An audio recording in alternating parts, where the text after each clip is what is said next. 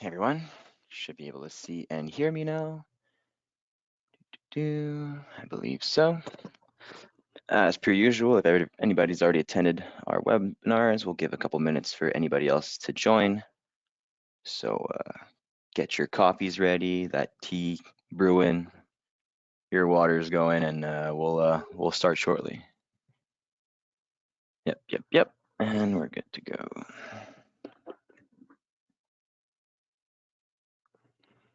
Make sure that I'm sharing the right screen.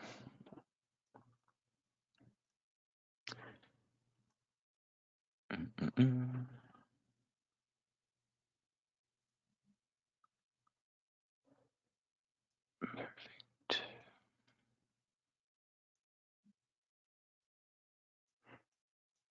Close this, not important. All right.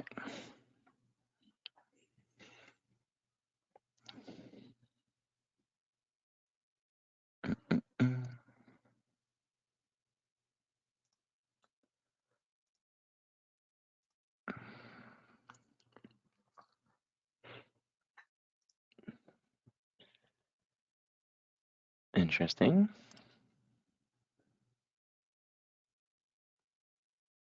Cool, all should be good. So just a few more minutes and we'll get going. For those of you that are already here, I'm not sure if you're aware, but this GoToWebinar software has a question section. Unfortunately, can't have a mic conversation with you attendees today, but I'll be answering all questions as they come in. I've opened a separate window here to make sure I got an eye on those.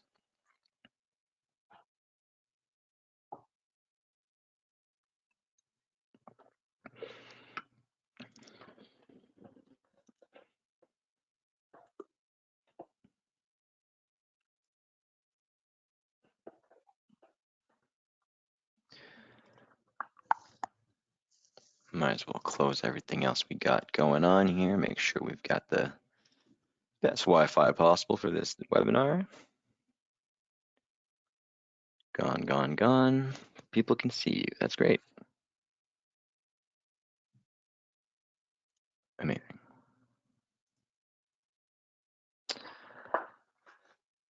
It's not looking like we're getting more than the 3 that we already have. I'm gonna give one last little minute and we'll get going. It will be recorded like every other webinar we have. So if every one of you end up leaving or having to log off for a quick minute and miss something, at least you'll be backed up with that recording. Not much use saying it, but if anybody joins afterwards and misses a part at the beginning, they'll have a recording, of course. So it'll all be accessible. Just give them until 04 and then we'll get rocking. Should have enough time today. We have 3 decent topics to go over and it'll take us around 30 to 40 minutes. So hunker down and get ready to learn.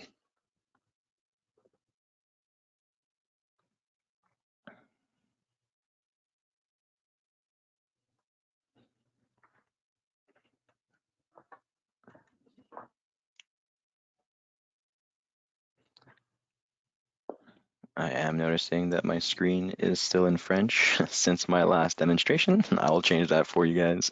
Give me just a quick second. English webinar with some French writing doesn't seem to work too well. And that should bring us to 04. We'll get it rolling. Change this to English. And we will welcome you to today's webinar. So today we will go over 3 big features in Evolia, 3 main time-saving features that we'll need when calculating hours. So what we're going to go over is the payroll system, payroll settings, sorry about that, time and attendance, payroll, and time off. So what we've got is really what we're going to go over, the basic settings first, and then how they will apply. So kind of like a 2-section webinar today. We're going to sweep through these settings in payroll management and then move on over to showing you how they apply when we create shifts, how they can be edited in time entries in the timesheets after the fact. So we've got a lot of good content for you today. We'll start it off with sweeping through these settings, as I said. So section number 1, I did jump in here quite rapidly, so let me just take a step back here. Scrolling down to payroll settings, you'll see payroll and time off. That's going to be our main focus today. We will be keeping time off for its own webinar because there's quite a bit to go over. So stay tuned for that. Should be either the next one or the next ones. But we'll focus on payroll, basic settings, the premiums, and the overtime calculations. It's going to give us enough content to go over today. So let's start off right here, payroll management. The first settings that we need to activate will be how your pay period will react or how it is defined, right? We've got quite a few options. The four main ones, as we'll see, either weekly, bi-weekly, bi-monthly, or monthly. Quite straightforward. You select the one that you are on internally, and then you are off to the races once you set the first start date of your first pay period on this system. So or for your business, sorry, not on the system. So how this one works, it will be really defining that first pay period so that from that point on, it'll always be from Sunday to Saturday if it's weekly, or from Sunday to the next Saturday if it's bi-weekly, so on and so forth with the period we select. And then you've set yourself up for the continuality, don't believe that's a word, but to continue on with Evolia throughout your use of the platform. So defining this pay period, very useful because afterwards we just need to toggle on the switch in the timesheets, which I will show you either when we're exporting or when we're pushing into a payroll system. We won't need to redefine the pay period. It's already set in stone and of course can be edited if ever need be. That's for your pay period up here. I'm sure some wandering eyes have gotten down to the bottom of the screen already with the night shift. So what we're seeing here is how this night shift will react in our timesheet or in our reports, right? So we want to see those hours either on the beginning day of the shift or at the end day of the shift. So super straightforward. You just need to set up how you want it to react, and then afterwards it'll follow your lead and give you those hours on the respective day. I will remind you pretty much every section that there is a question section in GoToWebinar. So if ever I go over something either too quickly or not clearly enough, please feel free to ask away. Moving on to the next section here. As we said, we're going to skip our time off categories. We're going to keep that for a second webinar. We're going to jump right away to shift premiums management.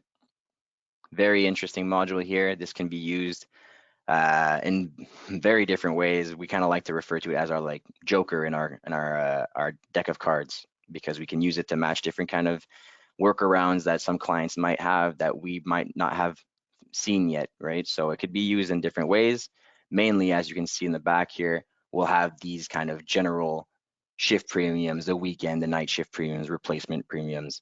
But as we go through these settings, you will see that it can be used in many different ways and can be used to patch different kind of utilities or needs when it comes to increasing or modifying a pay range. So we'll add one today together. We'll name it test. Very, very straightforward. Give it a name in French or else my system's gonna get mad at me. And then we're off to the configuration part. So the first section here, how this premium will calculate. We have 4 options for you. They're very straightforward, quite easy to understand. So fixed amount added to the shift. This can be used oftentimes. I'll scroll and bring you the attention here to our tip module or our tip workaround to manage different kind of amounts given throughout a day or a period. We have used this in different client cases and used a fixed amount of 0 to then edit that amount at the end of the day, at the end of the week, at the end of the pay period. So it can be used, once again, as I said earlier, in different ways to match kind of functionalities that we might not necessarily offer out of the box, but our premium acts as that joker. So we can kind of customize some of these rules. I'll go over that tip premium when we go into the timesheets and the edits. Beyond that, we have hours added to the work time. So we've seen that where sometimes there's a special event or a lunch that they have to attend to or whatever the case may be, and they want to add, 0.5 hours, 30 minutes to a shift. They can do that quite easily with this premium. We'll go over the application in just a moment, but you'll see afterwards how we can apply. So this can be useful in different kind of situations. The basic ones, or maybe not basic because it's still not a basic rule, but the ones we see the most often will be hourly rate multipliers and hourly rate bonuses. So of course, multiplier, if it's, time and a half, you're going to get it right there. Or if it's really just the rate bonus, you're adding $50 to the shift, so on and so forth, depending on the need. We've used this for like a replacement premium. Every time a shift goes into replacement, you don't have to think about triggering it. It'll automatically apply. The next person who picks up the shift will get, an hourly rate bonus. Sorry, too many R's for my French speaking native language, but that's what we're getting here. So it's a different way of managing different kind of increases for the wage. Beyond that, once we've set this rule, it's really, I'll just bring it back to hourly rate multiplier because I like that one. It's the most standard one. It's our advanced settings. Very straightforward. They have their explanations. So it's either we trigger the minimum required hours here. So as we trigger that, it'll ask you quite intuitively the hours that need to be reached. So if ever, we set a night shift premium and they only work 1 hour out of the 8, we could set it for like, a 3-hour rule or something like that. So if ever they work under that 3-hour minimum, they won't get that increased wage. Different kind of settings, it can apply in different kind of scenarios. And then for those, we'll probably have to repeat the webinar because it's been a while now, but we have in our structure different levels of management. So we can also lock the premium so that managers can't manually apply or remove. So depending on a bit of different levels of control here, we can lock this in our advanced settings. Here is what we will use for integrations. So the integration code to either speak to a payroll system, I was going to say, or HR system, that's usually in a different context. This would normally be to link it with a payroll system. Moving forward to the application, we just need to define the effective period. So as of right now or a specific date, this we've seen in different kind of unionized environments where they can predict a change in the rule. They can set it up so that when that date comes, it's already set. Often enough, we'll have the from current pay period. And then afterwards is how this premium will apply. So quite obviously, if we'd be doing a weekend premium, we'd be taking off all the weekdays. We can also have it day of the year. So if ever, we need to match this feature, we've seen it before in the situation where employees have a stat holiday, but they also work on that stat holiday. If you need to match the stat holiday pay with a different wage that's, tolerated once they work on that day, we've matched it with using a premium for stat holidays and the stat holiday feature to get that accurate amount to pay for that specific day. So quite simply select that day. If it would have been, like Labor Day this year, we'd create it on September 2nd. I believe it's that day. And then if ever anybody works that day, they'll have their stat holiday pay that's already configured. We can probably configure or set up a different webinar for that one, a whole different module. But then if they work, they'll have a different wage as well. So it can be used in different ways. Bring it back down to here because afterwards I want to show you time frames. So if ever we have different kind of time frames, perfect example, the night shift premium, quite straightforward. If ever they work 10 to 6 or whatever the case is in your business, they'll get that premium. And then here, very interesting, if it's all the hours or if it's just the shift hours that overlap. So all the hours, if Jeremy here works and finishes at 11, he might get, all the hours of his shift in overtime. Or if he gets, just the hours that overlap, he might work 9 to 12. He's only going to get those 2 hours of overtime, 9 to midnight, right? So depending on how you want this to apply, and then you're off to setting up who gets this rule applied to them. So this is a very, very critical feature in Evolia. This is something you'll find in the majority of our settings, in the majority of our different kind of business rules we can set. The system will always ask you, once you've created a rule, created a setting, who this will apply to. So as I stated earlier, we can make premiums that'll trigger for a specific shift type. So in this situation where we want a replacement shift, any type of shift that goes into replacement will have the premium.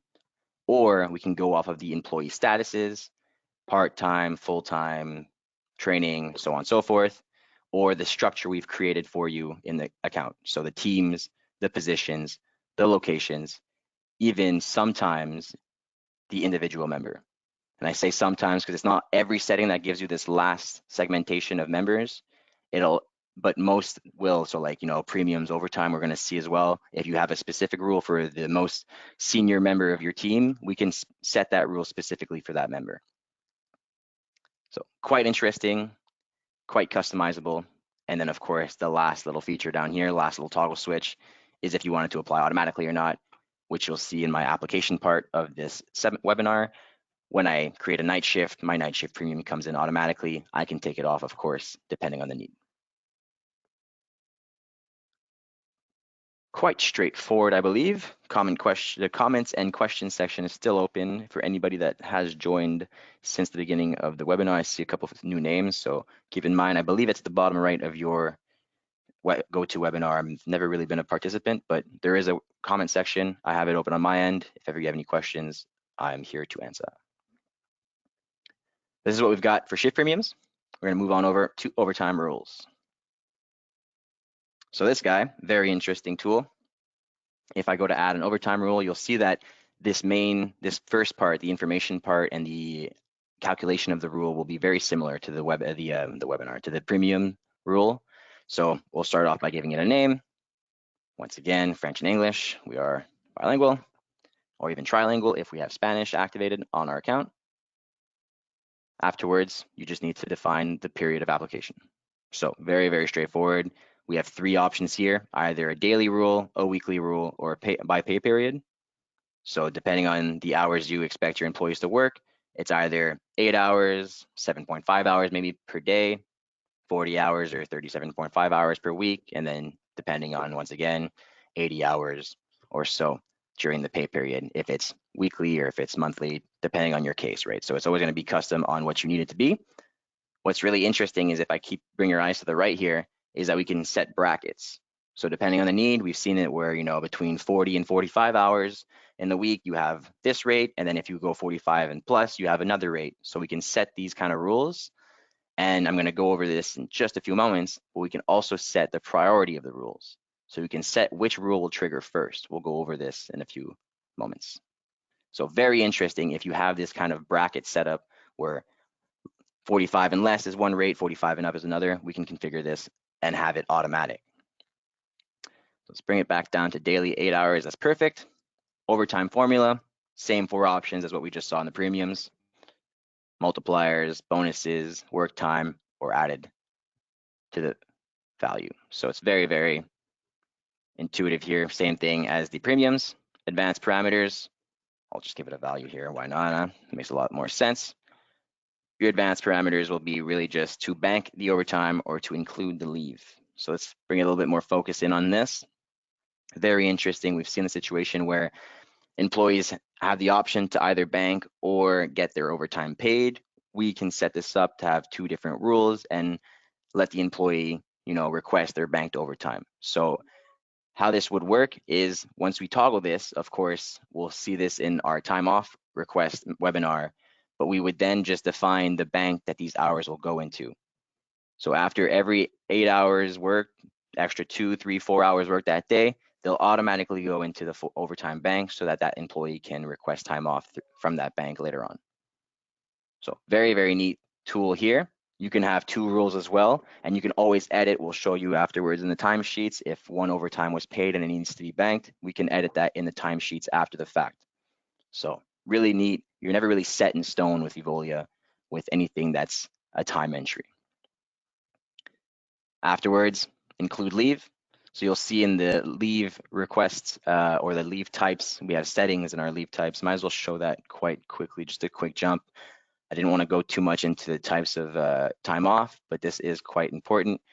You can include the leave hours in your overtime calculation, and you can define this by different type of time off, so that if you have this feature toggled on, include leave hours, every leave type that you've toggled on to include will be the ones that are considered. So it's pretty neat. That way, if ever they have, 43 hours, and let's just say you were counting that personal time as leave time as to be included, it'll be, 3 hours of overtime, right? So all things that can be configured. If anything isn't too clear, comment section is there for you, or of course, our support or the CSM that we've assigned to you can help you out with anything we've gone over. So premiums and overtime rules, we're there to help out. Didn't skip anything here. So integrations, same thing as the premiums. To link it with that pay system, we'll have the integration code. And then you just need to define, once again, when this rule has been effective since. So from the current day, specific date, as explained earlier, if you can anticipate a change. And then the same application criteria as the premiums. You can have it by employee status, by team, by position, location, or once again, individual member. If your memory is sharp enough of the last 8 minutes, there's missing one field, and that's the replacement. So these ones don't necessarily apply to a shift type. It'll apply to the status or the structure. Quite straightforward to create this rule. I'll play around with these now just to show you that we can have this priority. So I have a rule daily, 8 hours, it'll go banked, and a rule weekly, over 40 hours, it'll be paid automatically. So if I wanted my 40-hour rule to take priority on my 8-hour rule, I would simply move it up. And so that if ever they would hit their 8 hours, by the end of the week, if they'd hit 40, my overtime rule will take priority on my banked rule. So we can set this up and configure it so it matches the exact need of your account. And I'll show you afterwards how it works in the application part. Very, very interesting. I think there's only one thing. Yeah, no, I did everything here in the premiums time frame as well. Just wanted to make sure I didn't forget anything for you guys. This we'll see afterwards. Add spontaneous premiums. It's really for your managers. My account's an administrator. It's part of my demonstration here today. So I was going to show you how it applies. You can apply it automatically, of course. You can add some spontaneously. So on the fly, adding premiums, or just picking and choosing from the library that you've created. So we'll see that in just a moment. You can give this access to managers, not only just administrators. So you can lock it or restrict a bit of access there. Just take a quick little second here, and then we'll move on to the application part.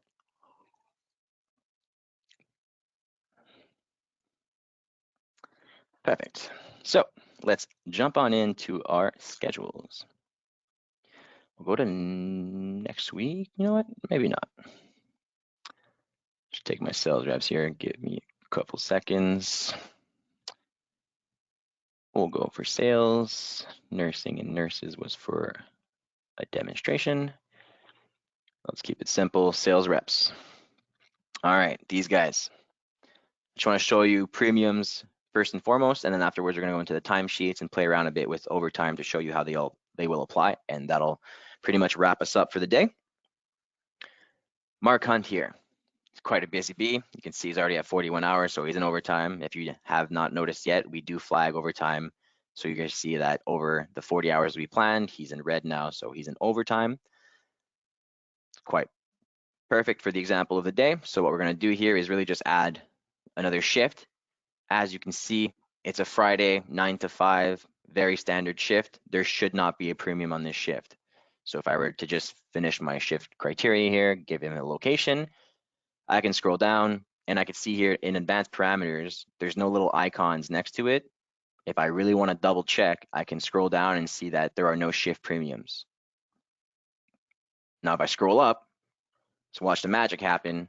I'll make him work now from 10 to 6, which is quite a weird schedule for a sales representative, but you'll get the point.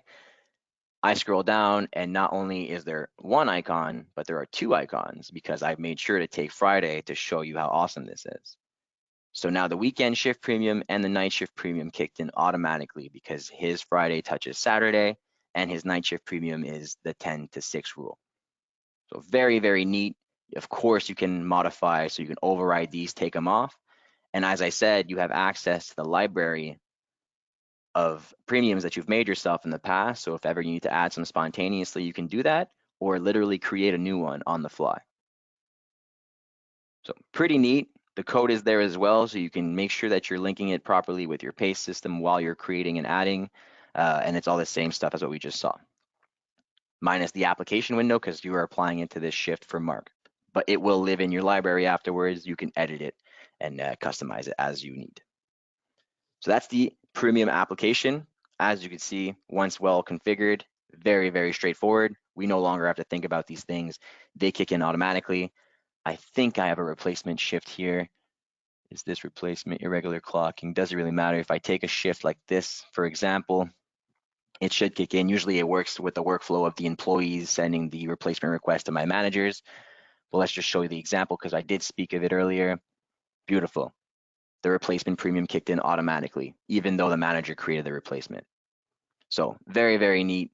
Once again, it all depends on if you have these premiums internally, but if you do, we can automate the calculations and then you're saving a whole bunch of time when it comes to, first of all, generating this data and then transferring this data to another system or just exporting it to a spreadsheet.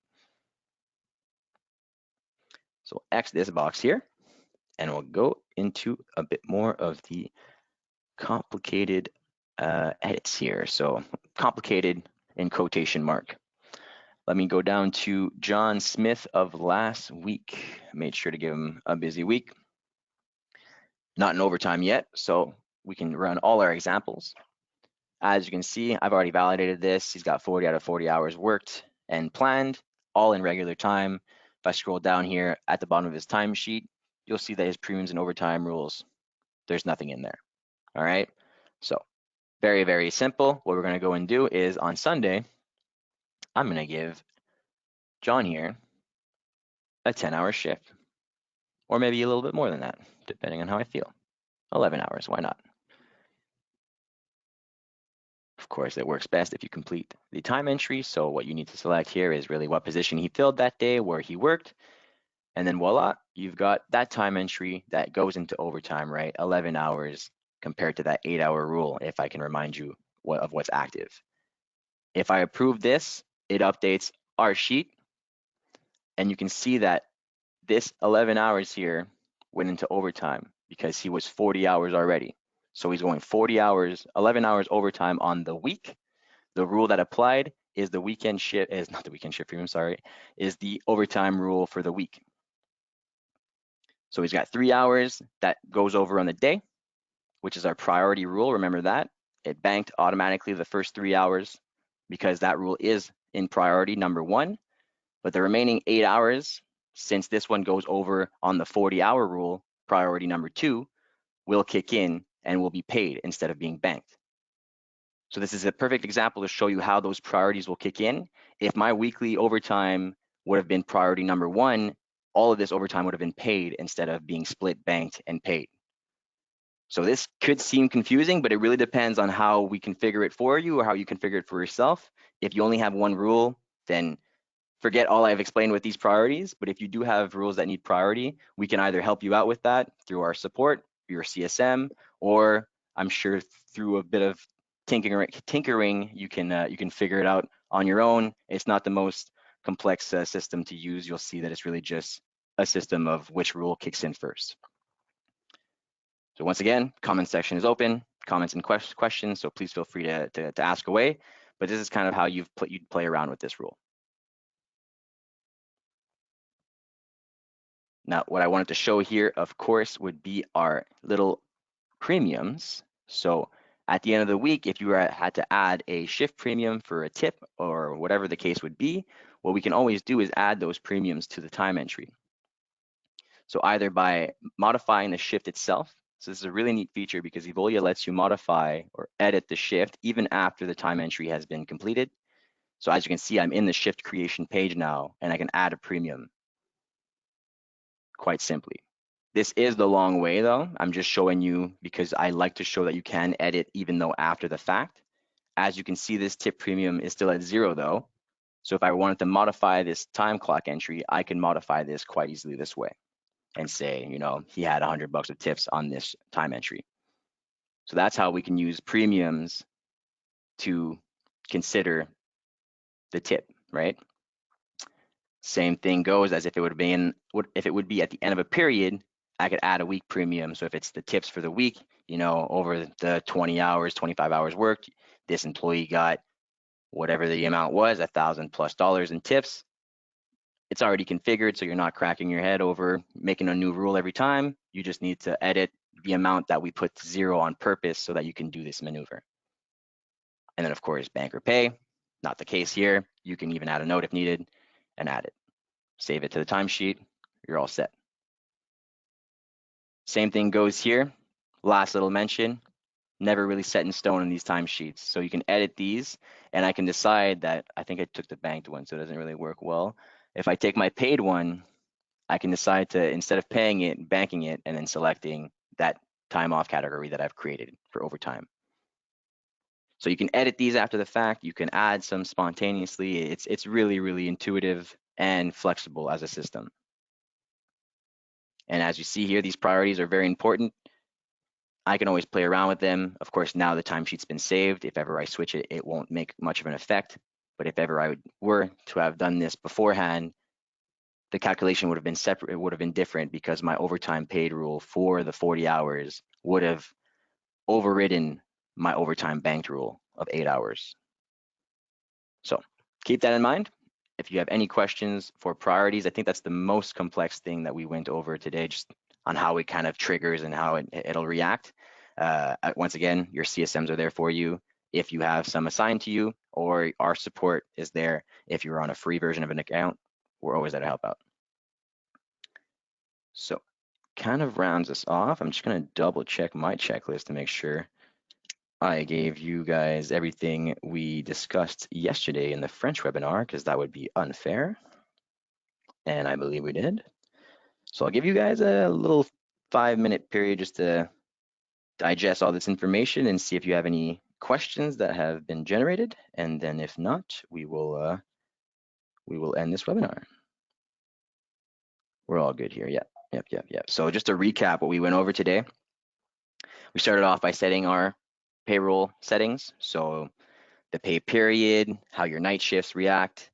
And then afterwards, we went on to managing our premiums. We created a rule together, showed you the different kind of ways that they can multiply or add values to a shift that has been worked.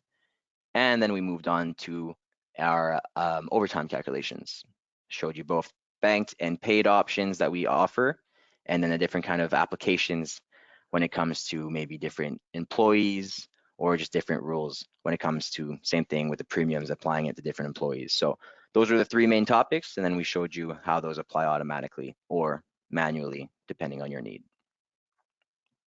So let that simmer in, simmer down, simmer in, same thing.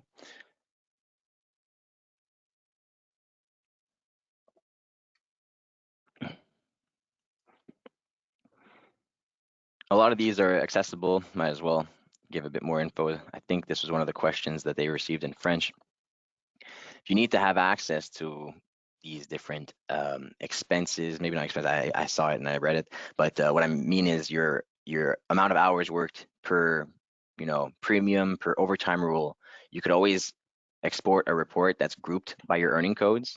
As we saw, every rule has an integration code section. If you're on a free account and you're not even integrated to a system, I still strongly recommend putting earning code, so that way you'll know that 101 is regular hours, 102 is, I don't know, overtime, whatever the rules are internally. So that way you can have a nice summary of, Jeremy, employee 101, 001 worked, 18 hours in the 101 field, which would be regular time. So it's just very smart way of summarizing your worked hours by earning code. But of course, you'll have all the other summaries as well. So different options, but this one here would probably be the best way of seeing the amount of hours by category of time. And then of course, keep in mind, we had a report webinar not too long ago, but keep in mind that when you report or whenever you do anything in Evolia, you can use the filters to your advantage, right? So if I were to pull a report right now, it would only pull a report on my sales team and the position sales representative. So you can always filter out who you want to pull reports on, and instead of taking the whole team, right? Either individual employees, different kinds of things we can filter out, especially in timesheets are very interesting. So, different kind of statuses. I like this one when you're just validating things in the timesheets. Of course, if I reset all these, this is mainly for user friendliness in the platform, but you could also export a report of all your non-validated time entries if that's the case that you need. So just to show you there. And as I was rambling off, I got a question here. Beautiful. Paid and unpaid breaks. Many of our union employees take one of their 2 breaks at the end of their shift, in essence, leaving a half hour. Early, so the shift calculates for 7.5 hours instead of 8 hours when they clock. How can we get around that? Hmm.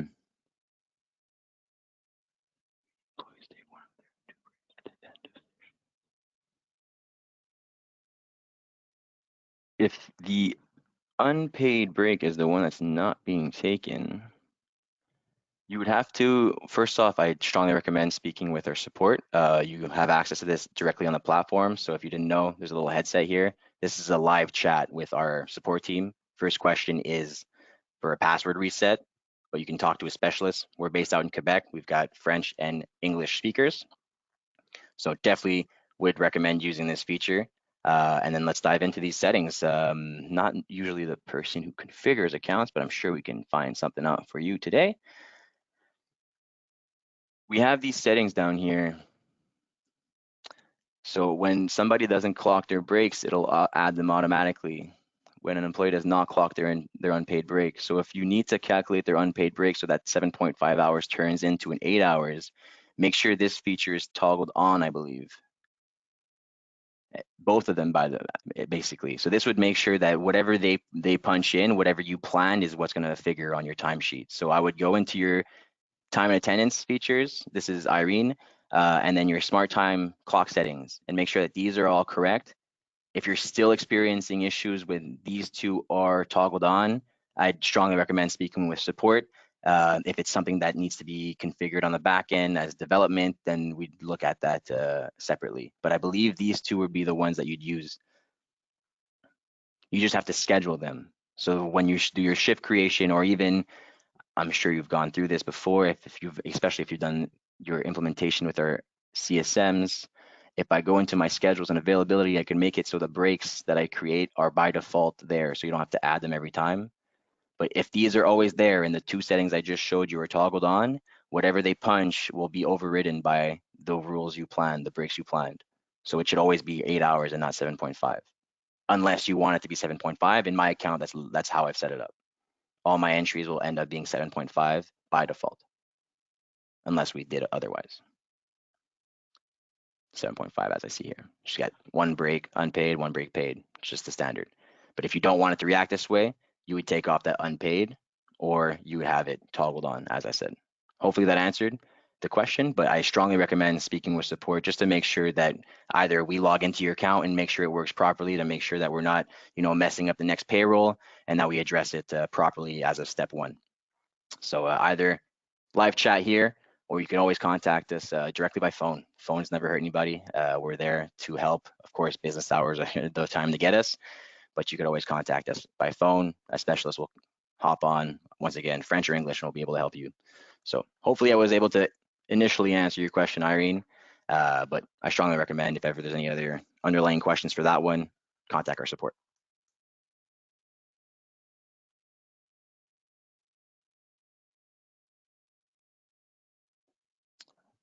5 minutes since that question. I'll give you guys quite a couple more minutes in case I might have stimulated another question or two with that explanation, and then we'll call it a day.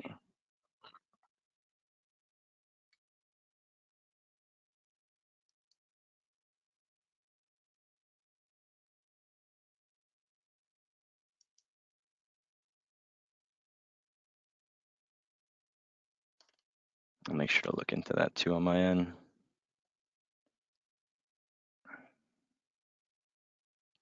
Irene Crookshanks. I'm gonna look into the account you're associated to, Irene. If you have a CSM, I'll make sure to poke them so they could make sure that your account's properly set up. If it's support, then I'll make sure that I'll try to get somebody to reach out to you to make sure that all is good. And if not, as I said, feel free to reach out to us. We're there to help out. And that'll be that. So I will slowly stop sharing my devices. My pleasure, Irene.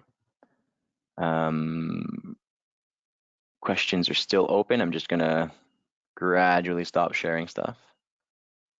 And then at 40, I'll let you guys off the hook.